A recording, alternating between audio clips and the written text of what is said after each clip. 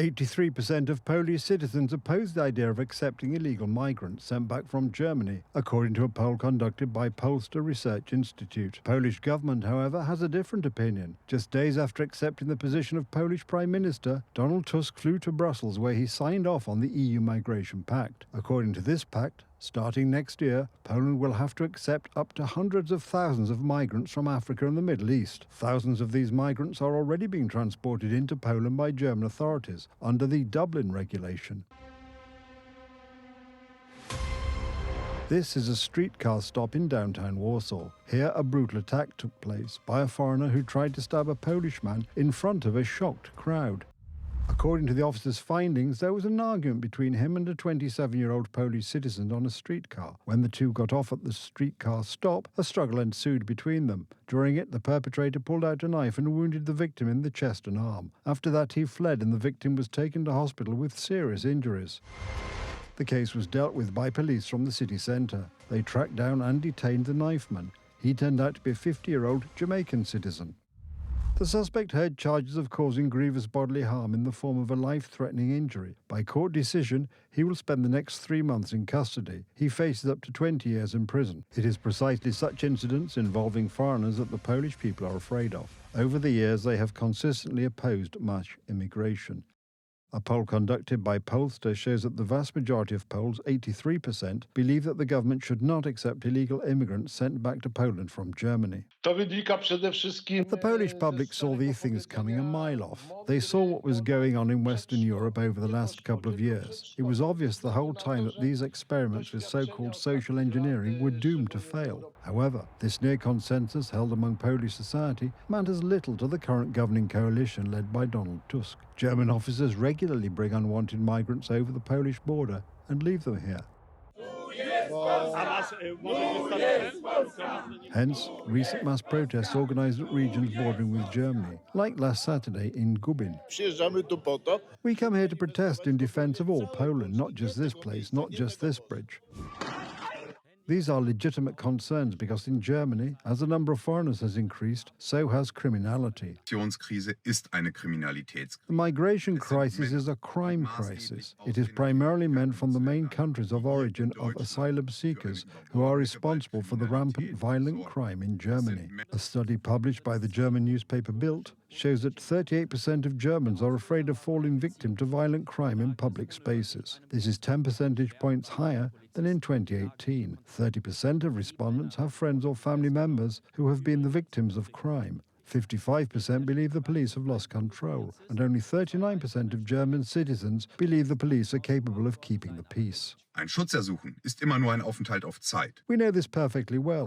We don't need political correctness in our analysis, nor do we need duplicitous excuses or justifications. What we need is consistency in thought and action. I repeat, this migration crisis is a crime crisis. Germany already knows this. Hence centres like this one, from which migrants from Africa and the Middle East are sent directly to Poland. For now, this happens under the Dublin regulation, where migrants are returned to the alleged first EU country they entered. As early as next year, however, the EU Migration Pact, blocked by the previous Law and Justice government and signed by the current Prime Minister Donald Tusk just days after his coalition government was sworn in, will come into force. We see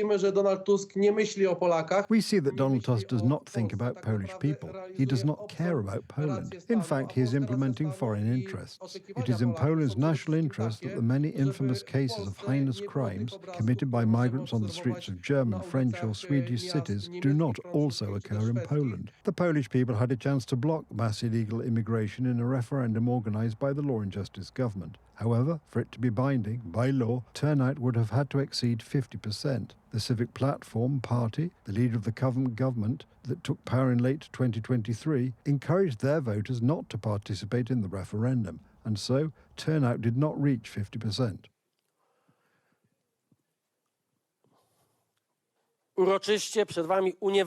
Before you, I solemnly annul this referendum. Na tym This annulment of the referendum by Donald Tusk, which unfortunately some voters were fooled into supporting, benefited only Germany. The Germans are now tossing their unwanted migrants across the border. For now, this is happening on a relatively small scale because it is only a few thousand immigrants a year. But in a short while, in turn, a survey conducted by the IBRIS Institute for Market and Social Research shows that more than 6 out of 10 respondents favour the introduction of controls on the border with Germany. US troops who have been stationed at the Yashonka airport near Rzeszów, the main supply hub for Ukraine, which is fighting Russia, for 3 years, are to move to other locations in our country. This information was addressed by Polish President Andrzej Duda. I know the issue myself. The issue is known to me. Taking responsibility for the security issues at the Rzeszów airport, its security. This is an issue that was previously discussed at the Allied level. Other NATO countries, including Poland, are now to be responsible for securing Yashonka airport. The American ally appreciates our capabilities in this area, while American troops are to be redeployed to so-called permanent bases in Poland. That is, we have the assurance that there will be no reduction of American troops, only that they will be assigned to other tasks. The problem is that the situation in the Polish military seems not so positive. For example, contracts for the supply of military equipment, negotiated while the United Right government was still in power, with the United States and South Korea, which seemed to have come to a standstill after the Tusk coalition took power in Poland. We said A, then you have to say B and move forward, fulfilling those contracts. What worries me a lot is that there are some standstills. It is evident that the amount of procured equipment is down, and in general the silence around these contracts is causing some concern. These include the 500 HIMARS long-range rocket launchers, which the US Congress has agreed to sell, and the production in Poland of more than half of the 1,000 South Korean K2 tanks. The European industry is not able to produce equipment of the quality and in the quantity that the US and Korean industries are able to produce. All this is essential for the Polish military. All this is essential for Poland to be safe. We asked representatives of Tusk's coalition about this issue. At this moment, talks are underway with the US administration regarding Polish defense. We are building strong alliances, and I hope that all politicians will also join in this work. The question is how this looks in the context of the European Parliament's resolution on EU defense, adopted in mid-March, which implies preferences for arms purchases for the old continent. Donald Tusk supported the resolution on so-called European security, but in fact it is a resolution that aims to push the US Army out of Europe, push the US armed industry out as well, and thus lead to the cancellation of many important contracts. According to the resolution, purchases for European armies are to be decided by Berlin-dominated Brussels. If we spend almost 5% of our GDP on our defense, and the EU is to decide where we will make these purchases, well, I don't think that we want to entrust this power to Brussels, as they will look after German and French interests. The volume of purchases is about 60 billion, and from our side, nothing is at risk. We want to continue this. We want all contracts to be fulfilled on time as soon as possible. The problem is that the deadlines negotiated by the United Right government have long passed, and the government is not doing much. So you can clearly see that despite all these declarations, it is putting the brakes not only on the economy in Poland, but also in this military area. It seems that also on the issue of new recruits for the Polish army, the current authorities of the Ministry of Defense are conjuring with reality. First of all, if you're talking precisely about last year's data, I increased the limits planned by my predecessor for enrollment in basic voluntary military service by about 16,000, I think. I increased those limits. Only that we asked about the actual admissions to the army, and the head of Ministry of Defense responded with the amount of the limit, that is the maximum number of new soldiers that could serve in the army in a given year. After the first platform and PSL governments ended, fewer than 100,000 soldiers served in the Polish army, and more than 600 military units, mainly in eastern Poland, were abolished. After 8 years of law and justice rule, their number had doubled, with plans to reach a 300,000-strong army. The question is what the Polish military will look like at the end of Donald Tusk's current government. Business is the art of seizing opportunities, and new ones have just arrived. That's why, after Donald Trump's decision on reciprocal tariffs, the owner of this family-owned bakery in Louisiana swapped products imported from French corporations for those supplied by small American producers. Keep the prices the same for a while, but if it keeps on going, we'll have to increase prices. And after that, we'll see how the customers are reacting, and they'll tell us if we need to keep the prices down, which means switch to another flour. The tariffs imposed by Donald Trump are primarily intended to level the playing field. During years of Democrat rule, hardworking Americans were fueling primarily Chinese and EU corporations. Now, manufacturing in America once again is expected to be profitable. American entrepreneurs and American families will benefit. Rządy demokratów niszczyły skutecznie The gospodarkę. Democrats' rule effectively destroyed the American economy. And it's Trump's actions that are leading to a situation where not only will Americans be able to do manufacturing domestically, but that foreign businesses will come and build factories and create jobs in America. Donald Trump is focusing on national interest, while the Brussels elites in Europe support the interests of large corporations, mainly German and French ones. Uniform tego superpaństwa. This superstate cares only about the rich, about the capital, about the oligarch, not about the citizens. And Trump cares about the American people. Even small and medium-sized businesses in Germany have been complaining since Angela Merkel's time that there is a preference for multinational corporations. Yesterday's declines in global stock markets were no Armageddon, as left-wing politicians and their affiliated media are trying to depict them, but a natural, temporary shock reaction of the markets to changes in the rules of the game brought about by the American president. Our message to our clients is don't panic, have a plan in place. These are not the times you want to be selling equities. Usually the best days in the market occur near the worst days, and I think 75% of the best days in the market occur actually in bear market territory, and that's what we're close to today. The situation on global markets, including the Warsaw Stock Exchange, which suspended trading for an hour yesterday, shows that it is worth talking to the American and getting serious about economic cooperation based on equal and fair rules. Global politicians are already lining up to negotiate. Our future is in our hands.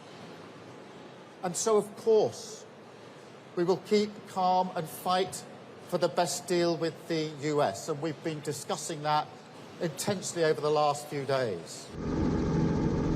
Unfair trade practices against the United States have been used perhaps most infamously by China. That's why Donald Trump issued one last warning to Beijing. If the Chinese don't back down on retaliatory tariffs, Washington would impose an additional tariff of 50% on China, totaling to 104%. As of the writing of this material, the 104% tariffs have just taken effect, and it is unclear how the Chinese side will proceed.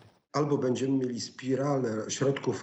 we will have a spiral of retaliatory measures that will lead to even more economic upheaval, or we will have a phase of negotiations that will end in some sort of compromise and stabilization of the U.S. economy's relations with partners around the world. American businesses and American families are Donald Trump's top priority. But the U.S. president is not closing himself off to negotiations with either the EU or China. What can be agreed upon, only time will tell.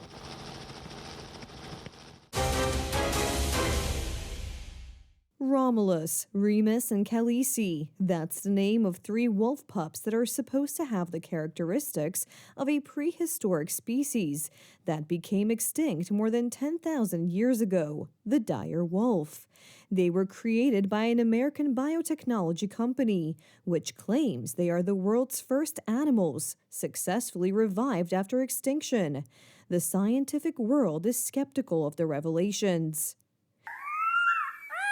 3 genetically modified wolves, which may resemble extinct dire wolves, play, hunt, eat, sleep, and howl in a secret, secure location in the United States. So a gray wolf is the closest living relative of a dire wolf. They're genetically really similar, 99.5% similar.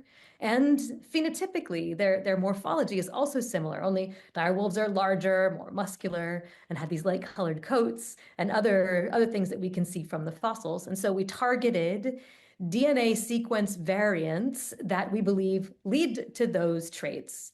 And then we edited gray wolf cells to contain those dire wolf DNA variants. And then we cloned those cells and created our dire wolves. The wolves are 3 to 6 months old. They have a long white coat, strongly defined jaws, and weigh about 40 kilograms for now.